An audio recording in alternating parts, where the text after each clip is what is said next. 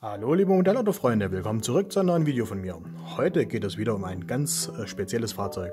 Und zwar hier dieses Modellauto von CMC im Maßstab 1:18. Und zwar ist es der Mercedes-Benz 600 Pullman. Und zwar in der Limited Edition, ja, auf 800 Stück ist der limitiert. Und zwar ist das der Rote Baron. Die Verpackung sieht so aus, ja. Das sind die neuen Verpackungen von CMC, gefällt mir ganz gut, ja. Man kann alles erkennen, das Bild ist drauf. Bei der früheren Verpackung war es ja meistens nicht drauf. Schauen wir uns das Auto mal an. Hier wirklich in dieser fantastischen Farbe. Mir gefällt das wirklich richtig gut. Es kommt in dieser Farbe richtig gut rüber. Ist übrigens damals auch der erste und einzigste Pullman, der in dieser signalroten Farbe ausgeliefert worden ist. Und zwar zur Geschichte von dem Wagen. Dieses Modell, ja, oder dieser Wagen wurde im Original 1973 von Charles Schulz, der bekannt ist für seine Serie Die Peanuts, für seine Europatour genutzt, ja, und später wurde das Fahrzeug dann in die USA verschifft und dort wiederum von den Hiltons gekauft, ja, von der Hotelkette. Und da wurde es lange Zeit als Familienauto und natürlich als VIP-Fahrzeug für prominente Gäste benutzt. Unter anderem saßen dort schon drin Elvis Presley und Muhammad Ali oder auch Jack Nicholson. Mitgeliefert wird auch noch ein Zertifikat, ja, hier von CMC. Und eine Betriebsanleitung, ja, in der man noch die ganzen Funktionen auschecken kann. Außerdem wird noch eine Pinzette mitgeliefert und hier so ein Schraubendreher für die Felgen. Und natürlich noch ein entsprechender Türöffner, ja, hier diesmal in weiß, ja, mit so einem Saugnapf dran. Da kann man die ganzen Türen und Toren öffnen, sage ich mal. Und natürlich, was nicht fehlen darf, ist die obligatorische Metallbox, in der die Felgen gelagert werden. Ja, hier.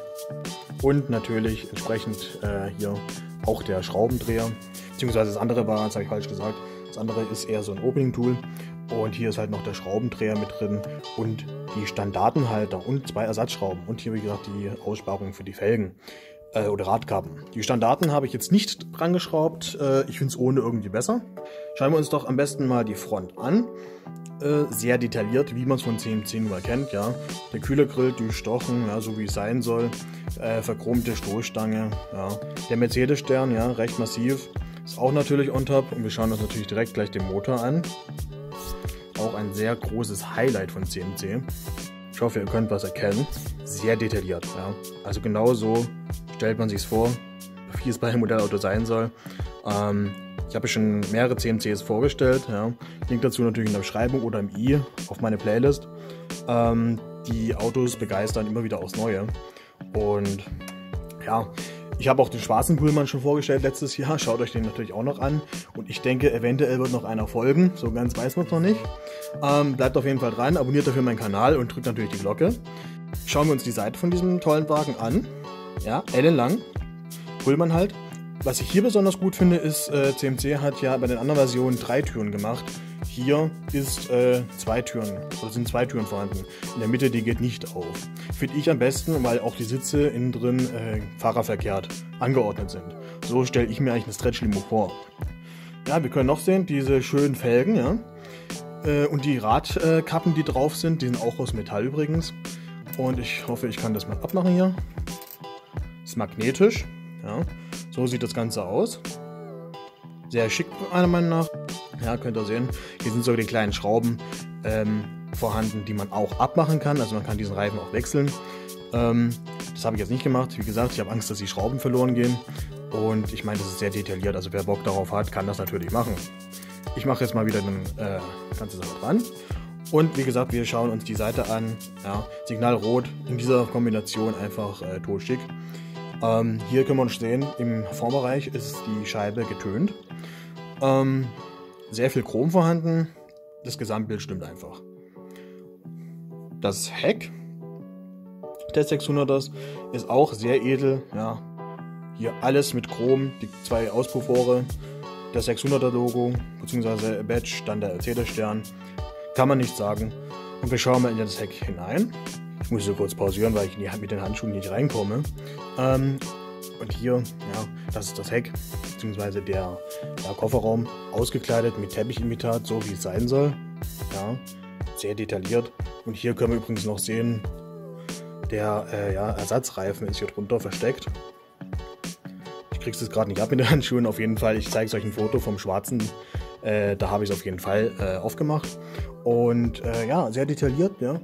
Und wir schließen das Ganze wieder und kommen natürlich jetzt zum grandiosen Innenraum. Dazu hier das Opening Tool. Das geht relativ einfach und ich würde sagen, wir schauen uns natürlich erstmal den Fahrerbereich an. Ja, und wir können sehen, das ist ein sehr, sehr edles, ein edler Arbeitsplatz als Chauffeur. Hier ist wirklich sehr detailliert gearbeitet worden von CMC, wie man es eigentlich gewohnt ist. Ja, man kann die Rundinstrumente gut erkennen, das Lenkrad, die Ledersitze, ja, wie gesagt, Ledersitze sind vorhanden. In die Tür ist auch sehr detailliert gearbeitet worden mit Wurzelholzoptik. Ich glaube, es war sogar Echtholz, ja. Also das sieht auf jeden Fall alles sehr gut aus. Und wir gucken natürlich jetzt auch ins Heck rein.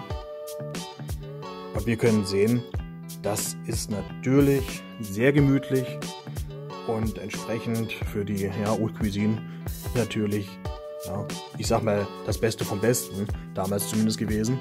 Und innen drin kann man noch die Mittelkonsole hoch und runter klappen. Und wir sehen, Teppichimitat ist auch überall ausgekleidet und natürlich die Ledersitze. Schauen wir uns noch die Beifahrerseite an. Hier natürlich auch entsprechend sehr edel.